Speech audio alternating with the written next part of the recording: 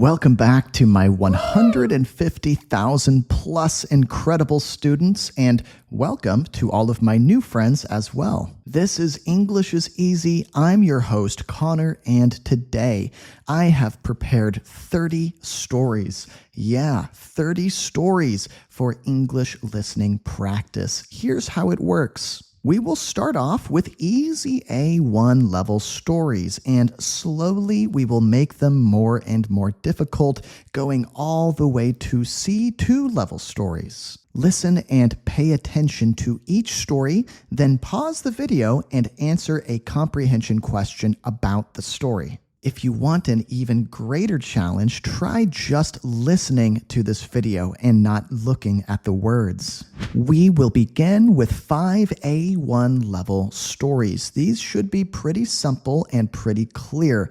Now, all of the stories today are non-fiction stories, real stories taken from the real world. Our first story is the Great Wall of China. Let's take a listen. The Great Wall of China is one of the longest walls in the world. It was built a long time ago to protect people from enemies. Workers used stones, bricks, and wood to build it. Today, people visit the wall to learn about its history and take pictures. Now, here's my question for you guys to check and see how well you listened.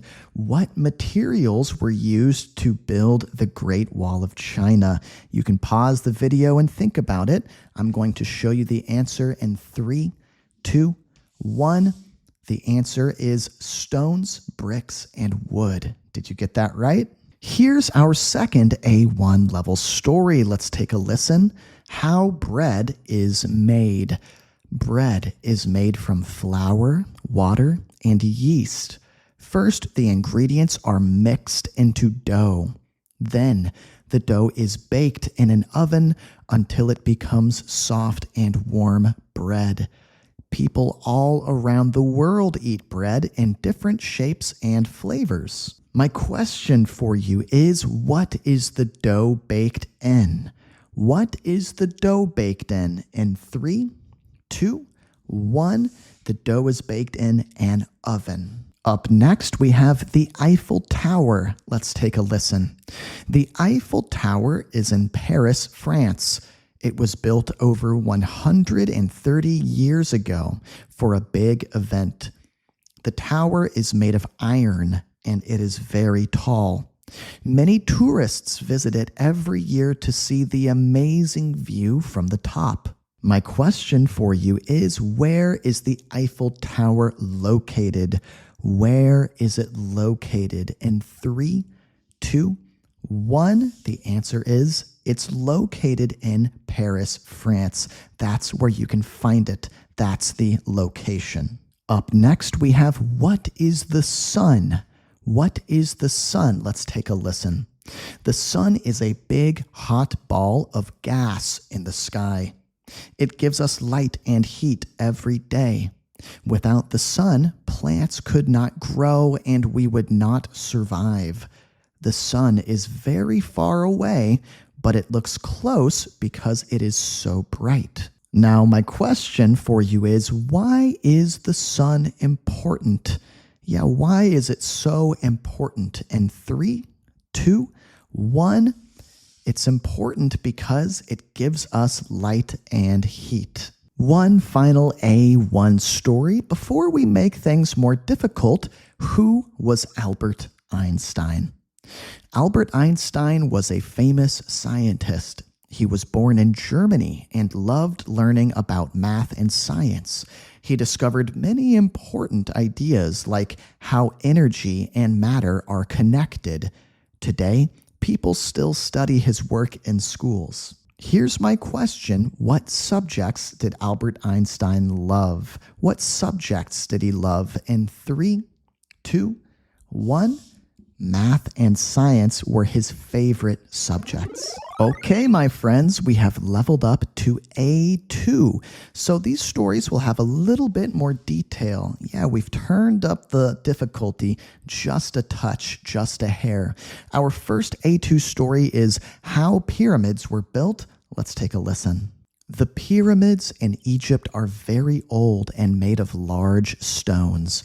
Workers used wooden sleds and ramps to move the stones into place. It took thousands of workers and many years to finish one pyramid. They were built as tombs for kings called pharaohs. Here's my question for you. What were the pyramids built for? Yeah, for what purpose were they built? In 3, 2, 1? As tombs or burial places for pharaohs, the Egyptian kings. Next up, we have the invention of paper. Let's take a listen. Paper was invented in China over 2,000 years ago. The first paper was made from tree bark and old cloth. Before paper, people wrote on stones or animal skins. Today, paper is used everywhere, from books to money. My question for you is, what was used to make the first paper? Yeah, what materials were used to create the first paper? In 3, 2, 1, tree bark and old cloth. Did you get that correct? Why do leaves change color is our next text. Let's take a listen. In autumn, leaves change color because they stop making food. The green color disappears and we see yellow, orange, or red colors instead. This happens before the leaves fall off the trees for winter. My question is, why do leaves turn yellow or red in autumn or fall, we can also say? In 3, 2, 1, because they stop making food. What is chocolate made of? Chocolate is made from cacao beans. Farmers grow cacao trees in warm countries. The beans are picked, dried, and turned into chocolate in factories. People add sugar and milk to make it sweet and creamy. My question for you is, where do cacao trees grow? Where do they grow? In 3, 2, 1.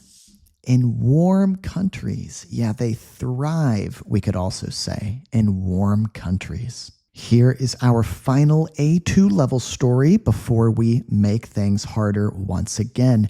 The moon landing. In 1969, astronauts from the United States landed on the moon. They traveled there in a spaceship called Apollo 11. Neil Armstrong was the first person to step on the moon, saying, "That's one small step for man, one giant leap for mankind." My question is, what was the name of the spaceship that went to the moon? In 3, 2, 1. Apollo 11 was the name of the spaceship that went to the moon. Okay, guys, here we are at B1. Yeah, we've leveled up again. So the stories are now going to be longer and even more detailed. You are going to have to listen extra closely. The history of pizza. Pizza has a long and fascinating history. While modern pizza comes from Italy, flatbreads with toppings have been eaten in many cultures for centuries. The ancient Greeks baked bread with oil, herbs, and cheese, while the Egyptians added toppings to flatbread as part of their meals. In the 1800s, pizza as we know it today was created in Naples, Italy. One famous pizza, the Margherita, was made for Queen Margherita of Savoy in 1889. The chef used tomatoes, mozzarella, and basil to match the colors of the Italian flag. Today, pizza is enjoyed worldwide, with every country adding its own twist. Now here's my question for you. Why was the Margherita pizza created? What was the reason for its creation? In 3, 2, 1. It was created to honor Queen Margherita of Savoy and represent the Italian flag. Ooh, that's a hard one. The water cycle. Water on Earth moves in a continuous cycle, which helps support all life. It begins when the sun heats up water in rivers, lakes, and oceans.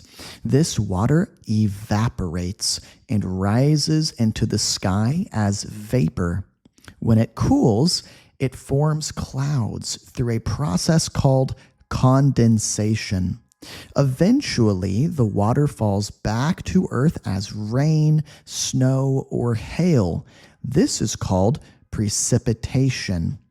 The water then collects in rivers, lakes, or underground, starting the cycle all over again. This natural process cleans and distributes water, ensuring plants, animals, and humans have what they need to survive. Here's my simple question for you. What happens to water vapor when it cools? When the temperature of water vapor cools, what happens? In 3, 2, 1, it forms clouds through condensation. The Wright brothers' first flight. In 1903, Orville and Wilbur Wright achieved something people had dreamed of for centuries: powered flight. Before this, people experimented with gliders and hot air balloons, but no one had built a machine that could stay in the air with its own engine. The Wright brothers worked tirelessly in their bicycle shop, designing and testing different models. On December 17th, 1903, they succeeded. Their plane, the Flyer, flew for just 12 seconds and covered 37 meters, but it was enough to prove their invention worked. This moment changed transportation forever, leading to modern airplanes we use today. My question for you is, how long did the Wright brothers' first flight last? Yeah, what was the duration of their first flight? We could also say in 3, 2, 1, 12 seconds. Why do we have earthquakes? Earthquakes occur because of the movement of tectonic plates, which are large pieces of Earth's crust that float on hot, molten rock. These plates are constantly moving, but sometimes they get stuck along the edges. When they finally break free, energy is released as seismic waves, causing the ground to shake. Earthquakes can happen anywhere, but are most common along fault lines, like the San Andreas Fault in California. While small earthquakes often go unnoticed, large ones can destroy buildings, roads, and homes. Scientists use tools called seismometers to measure and study earthquakes, helping to prepare for future events. Here's my very challenging question for you guys. What causes seismic waves during an earthquake? 3, 2, 1. The release of energy when tectonic plates break free. Ooh, that's a tough one. If you said something about tectonic plates, that's close enough. The discovery of gravity. Isaac Newton, one of the greatest scientists in history, discovered the concept of gravity in the 1600s. According to a popular story, Newton was sitting under an apple tree when he saw an apple fall to the ground. He wondered why objects always fall down instead of floating away. This led him to study the forces at work. Newton realized that gravity is the invisible force pulling objects toward Earth. His work didn't stop there. He also explained how gravity keeps the moon in orbit around Earth and planets in orbit around the sun. His discoveries are still taught in schools today. Here's my medium difficulty question for you. What inspired Newton to study gravity? What inspired him? What made him want to go and study gravity? in 3, 2, 1. Seeing an apple fall from a tree, at least according to a popular story. Is it really true? I guess we don't know for sure. We've leveled up again to B2 level stories, so now there's even more detail. We need to listen very closely. Even a native speaker would have to really concentrate to get the answers here. The printing press revolution. Before the printing press, books were copied by hand, a slow and expensive process. In the 15th century, Johannes Gutenberg changed everything with his invention of the printing press. He combined movable type with a mechanical press, making it possible to produce books quickly and cheaply. The first major book printed was the Gutenberg Bible, which became a symbol of his technological revolution. The printing press allowed ideas, knowledge, and stories to spread faster than ever before. It played a crucial role in movements like the Renaissance and the Reformation, shaping the modern world. My question is, what was the first major book printed using the Gutenberg press? In 3, 2, 1. The Gutenberg Bible. Did you get that right? Another B2 level story, how vaccines work. Vaccines are one of the most important medical discoveries in history. They work by introducing a harmless version of a virus or bacteria into your body.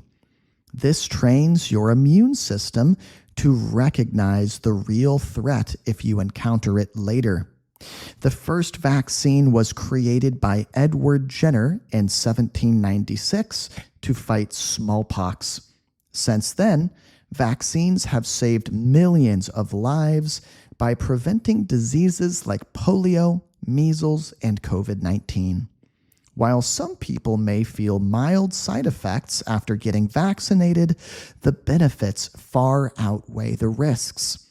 Today, vaccines are considered one of the safest ways to protect public health. Here's my medium difficulty question for you guys. What does a vaccine do to your immune system? In 3, 2, 1. It trains your immune system to recognize a real virus or bacteria. Yeah, if you said it trains your immune system or bolsters or makes it stronger, that's okay too. The origins of democracy. In other words, where democracy began, where it came from.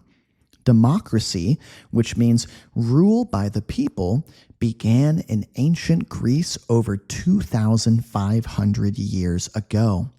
In Athens, citizens could vote on laws and decisions, though this right was limited to men who owned land.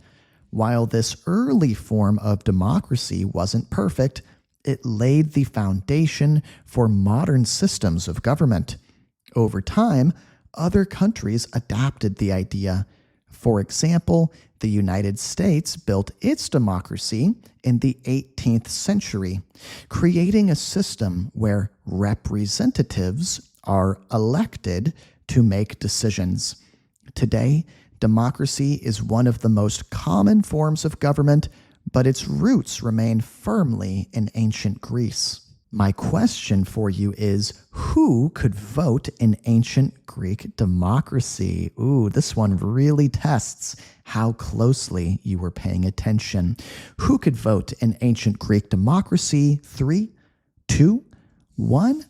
Men who owned land were the only ones who could vote. The Mariana Trench. The Mariana Trench is the deepest part of the world's oceans, located in the Pacific Ocean near Guam. At its deepest point, called Challenger Deep, the trench is over 10,000 meters below sea level. To put that in perspective, Mount Everest could fit inside it and still be covered by water. the pressure at such depths is extreme, over 1,000 times the pressure at sea level. Despite these harsh conditions, scientists have discovered fascinating creatures living there, like bioluminescent jellyfish and strange fish. The trench remains one of the least explored places on Earth, offering endless mysteries to uncover. Here's a question. What is the name of the deepest point in the Mariana Trench? In 3, 2, 1, Challenger Deep. Here is our final B2 level story before we get into the advanced C1 stories. This one is called The Invention of the Internet. The Internet was born in the 1960s as a project to connect computers for research purposes. It started with ARPANET, a network funded by the U.S. government. Over time, more computers and networks were added, creating the foundation of what we now call the Internet. In the 1990s, the invention of the World Wide Web made it accessible to everyone, allowing people to share information, send emails, and browse websites. Today, the Internet has transformed nearly every aspect of our lives, from communication and shopping to education and entertainment. Here is my very challenging question for you guys. What was the original purpose of the Internet? Yeah, why was it originally created? What for? In 3, 2, 1? It was made to connect computers for research purposes. If you said research, that's fine too. We have leveled up once again to C1 level stories. So these stories are more engaging and even more detailed.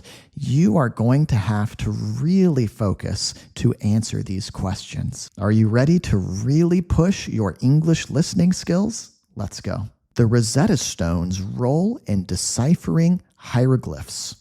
For centuries, Egyptian hieroglyphs were a mystery. In 1799, soldiers in Napoleon's army discovered the Rosetta Stone in Egypt. The stone contained the same text written in Greek, Demotic, and hieroglyphs. Scholars used the Greek portion to decode the other languages. Jean-François Champollion cracked the code in the 1820s by identifying repeated symbols for royal names. The Rosetta Stone not only unlocked ancient Egyptian history, but also became a symbol of linguistic breakthroughs. Here is my super tough question for you guys. How did the Rosetta Stone help scholars decode hieroglyphs? In 3, 2, 1. So, the Rosetta Stone contained the same text in Greek, Demotic, and hieroglyphs, allowing comparisons. In other words, you have the same thing written in 3 different languages. You can use one language to figure out the other 2 languages. Whew, I'll admit, that was a really tough one. How antibiotics changed medicine. Antibiotics revolutionized healthcare in the 20th century. In 1928, Alexander Fleming accidentally discovered penicillin while he noticed a mold-killing bacteria in a petri dish. Mass production began during World War II, saving countless lives.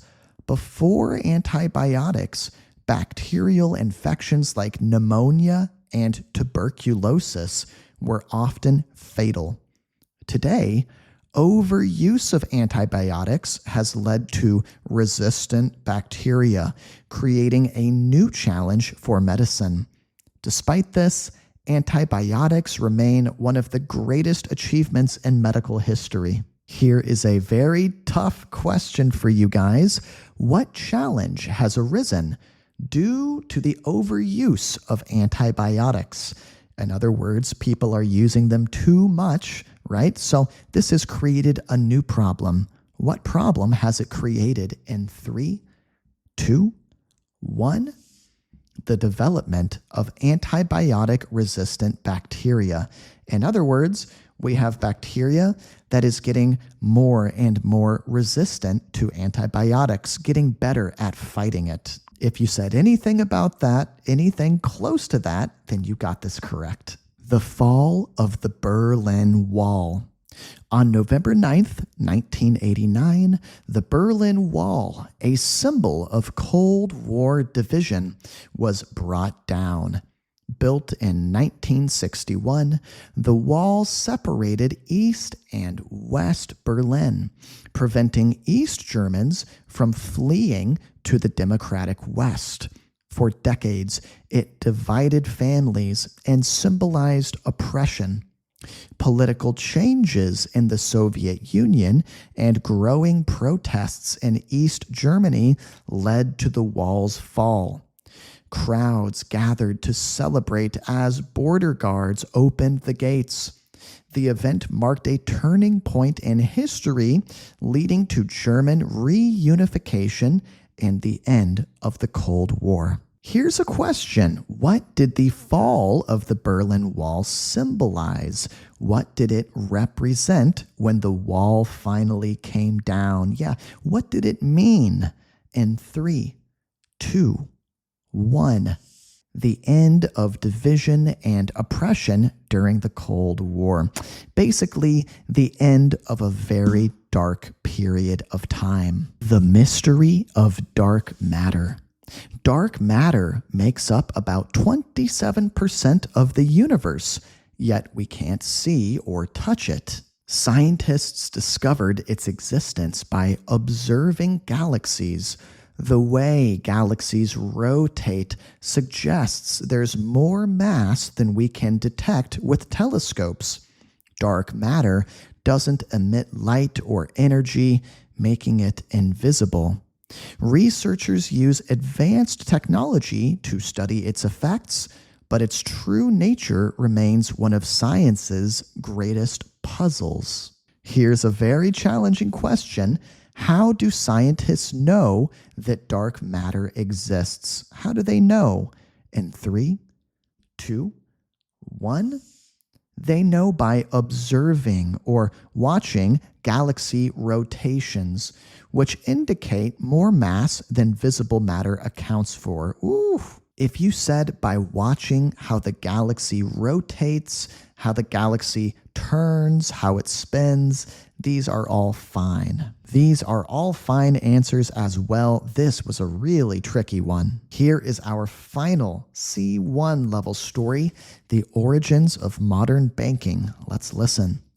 Modern banking traces its roots to Renaissance Italy, particularly in Florence and Venice.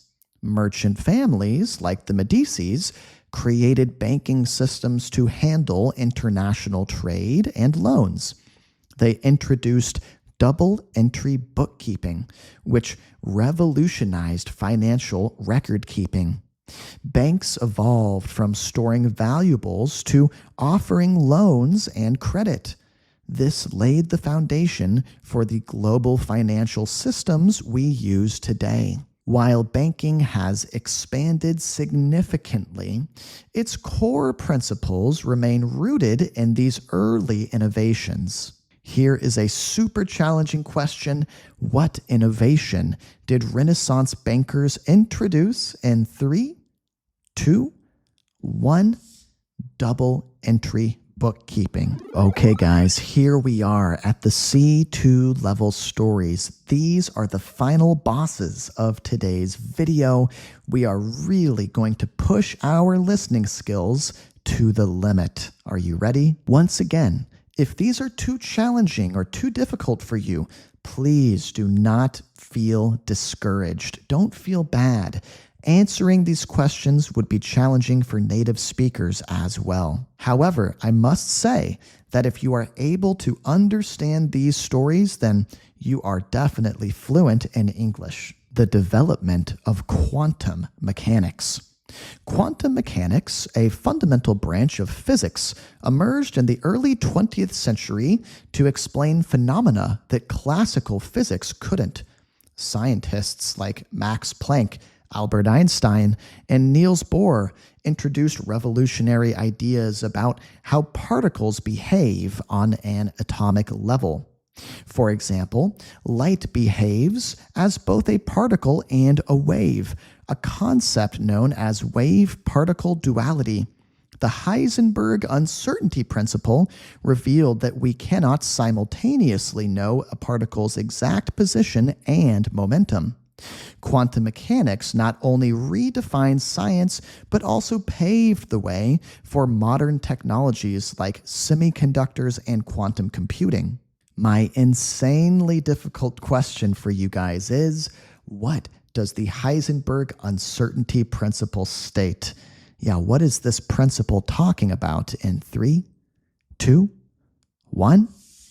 It states we cannot simultaneously know a particle's exact position and momentum.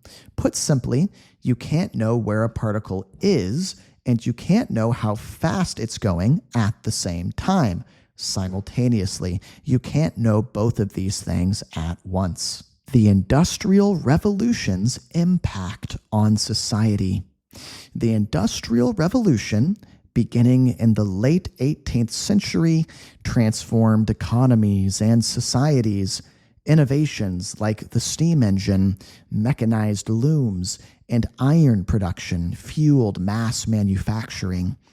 Urbanization surged as workers moved to cities for factory jobs. However, this progress came with challenges, including poor working conditions and environmental pollution. Despite these issues, the Industrial Revolution laid the groundwork for modern infrastructure, global trade, and technological progress, making it one of history's most significant turning points. Here is a challenging question. What were 2 challenges caused by the Industrial Revolution? In 3, 2, 1, poor working conditions and environmental pollution were 2 challenges caused by the Industrial Revolution. The theory of evolution by natural selection. In 1859, Charles Darwin published On the Origin of Species, introducing the theory of evolution by natural selection. Darwin proposed that organisms better adapted to their environments are more likely to survive and reproduce. Over generations, these traits become more common. This groundbreaking idea challenged traditional beliefs about creation and sparked debates in science, religion, and philosophy. Modern genetics has since confirmed Darwin's theory, showing how DNA mutations drive evolutionary changes. Here's another tough question. What drives evolutionary changes according to modern genetics? What is the force behind these evolutionary changes? What is driving them? In 3, 2, 1, DNA mutations.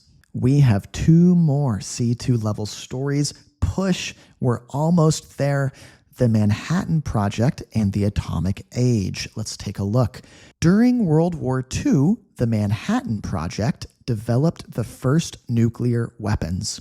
Scientists like Robert Oppenheimer and Enrico Fermi worked in secret to harness the power of atomic energy.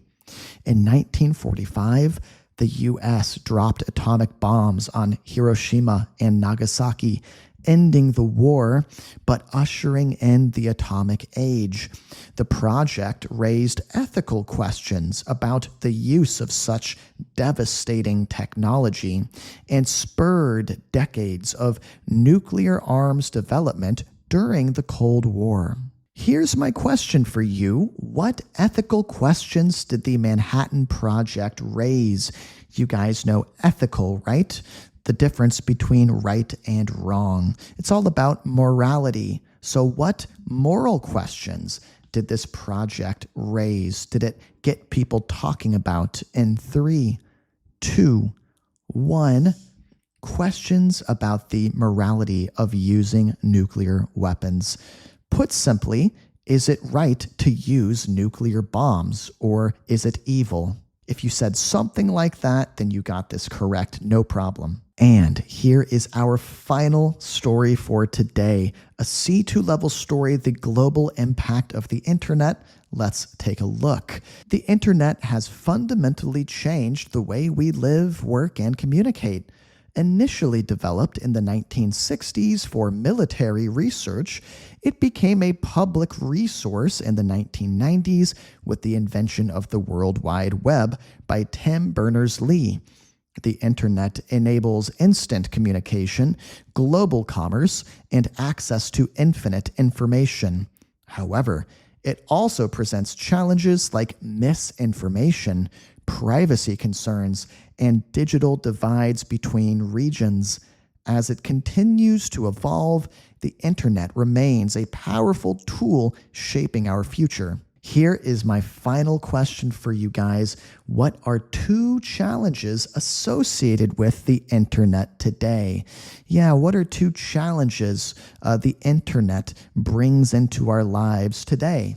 In 3, 2, 1, misinformation and privacy concerns. Guys, if you made it all the way through today's video, take your hand, give yourself a pat on the back because you deserve it, my friend. Hopefully today's video can be a tool for you guys to help you better understand what level your English listening skills are at. Are your listening skills at the A1 level, the B1, the C1 level? I recommend coming back to this video in 6 months or a year to listen through it again and check and see if you've made much progress with your English listening skills. And if you liked this video, did you know I've made another video just like this, but with even more stories? I'm going to put it up on the screen. Feel free to go click on it and keep practicing.